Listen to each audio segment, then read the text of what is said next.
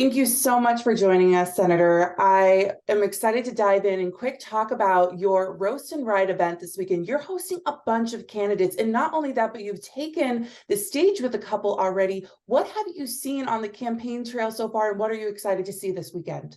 Well, it is really exciting because we have 8 of our presidential hopefuls that will be in attendance, taking the stage and sharing their message with Iowans. So it's the Roast and Ride on June 3rd at the Iowa State Fairgrounds. Tickets are on sale at roastandride.com, and you can learn more about the event. So I am hoping that they share their message with all of those that are participating there, their thoughts and ideas where we need to go as a nation. And I'm very excited because we do have Ron DeSantis, Nikki Haley, Mike Pence, Tim Scott, you name it. They are going to be there again at the Iowa State Fairgrounds on June 3rd. So I have spent time with a number of these candidates, and it's been really exciting to welcome them all into the great state of Iowa and just hear what they have to say and what their message is.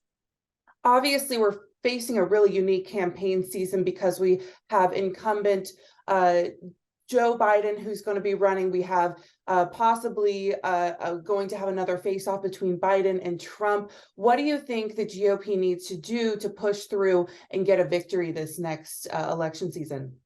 Well, I think it's really important that we focus on the primaries and the caucuses right now. I think the Democrats should do the same. And I'm very disappointed that the Iowa Democrats don't have the first in the nation status any longer. I really am disappointed that they did not fight harder for that. I think Iowans have an important voice. They should be sharing that with Republicans. It will be interesting because we do have a former president that is participating again in the caucuses. So Iowans will sort through those that have announced they are running for president. They will carefully vet them, but I think they want to look forward. They want to hear about future plans for the United States and how we can get our country back on track. We're facing $31 trillion in debt, and Iowans want to know that they have a plan to get out of that and strengthen our national defense,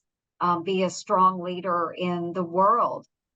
Democrats, it's hard to say. We don't have an open primary there. We do have the president that has announced he will be running again, but I haven't seen a lot of enthusiasm in Iowa for President Biden. I think there are a lot of folks that would rather see him just quietly move on. So it's going to be an interesting year. And what I've told everyone is just, buckle up because it's going to be a bumpy ride.